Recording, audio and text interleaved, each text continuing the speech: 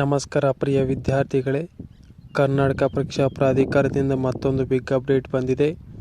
ಅದು ಏನಂತಂದರೆ, CET ಅಪ್ಲಿಕೇಶನ್ನಲ್ಲಿರುವಂಥ ಮಾಹಿತಿಯನ್ನು ತಿದ್ದುಪಡಿ ಮಾಡಿಕೊಳ್ಳೋದಕ್ಕೆ ನಾವು ಅವಕಾಶ ಕೊಡ್ತೀವಿ ದಿನಾಂಕ 1/4/2024 ಅಂತ ಹೇಳಿತ್ತು ಕರ್ನಾಟಕ ಪರೀಕ್ಷಾ ಪ್ರಾಧಿಕಾರವು.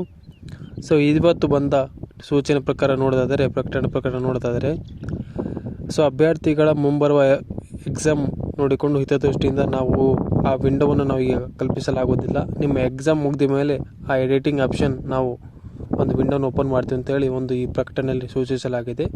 ಸೊ ವಿದ್ಯಾರ್ಥಿಗಳೇ, ಅದ್ರ ಬಗ್ಗೆ ನೀವು ತಲೆ ಕೆಡಿಸ್ಕೋಬೇಡಿ ಎಡಿಟಿಂಗ್ ಆಪ್ಷನ್ ಬಗ್ಗೆ. ಸೊ ಈಗ ಎಡಿಟಿಂಗ್ ಆಪ್ಷನ್ ವಿಂಡೋನು ಕಲ್ಪಿಸಲಾಗುವುದಿಲ್ಲ ಅಂತೇಳಿ ಕ್ಲಿಯರ್ ಕಟ್ಟಾಗಿ ಈ ಸೂಚನೆಯಲ್ಲಿ ನೀಡಲಾಗಿದೆ.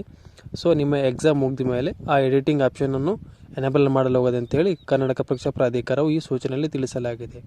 ಸೊ ಫ್ರೆಂಡ್ಸ್, ನಿಮ್ಮ ಕಾನ್ಸಂಟ್ರೇಷನ್ ನಿಮ್ಮ ಸ್ಟಡಿ ಕಡೆಗೆ ಇರಲಿ, ಇದರ ಬಗ್ಗೆ ತಲೆ ಕೆಡಿಸ್ಕೋಬೇಡಿ. ಸೊ ಇಂಥ ಮಾಹಿತಿಯನ್ನು ಯಾರ ವಿದ್ಯಾರ್ಥಿಗಳಿಗೆ ಗೊತ್ತಿಲ್ಲ ಅಂಥ ವಿದ್ಯಾರ್ಥಿಗಳಿಗೆ ಈ ಮಾಹಿತಿಯನ್ನು ಶೇರ್ ಮಾಡಿಕೊಳ್ಳಿ friends. So thank you for watching this video. ಇದೇ ಥರ ನಿಮಗೆ ಕಂಟಿನ್ಯೂಸ್ ಆಗಿ ಅಪ್ಡೇಟ್ ಕೊಡ್ತಾ ಇರ್ತೀನಿ. ಇನ್ನೂ ಕೂಡ ಯಾರನ್ನ ಚಾನಲ್ನ ಸಬ್ಸ್ಕ್ರೈಬ್ ಮಾಡ್ಕೊಂಡ್ರೆ ಚಾನಲ್ನ ಸಬ್ಸ್ಕ್ರೈಬ್ ಮಾಡಿರಿ ಫ್ರೆಂಡ್ಸ್. Thank you.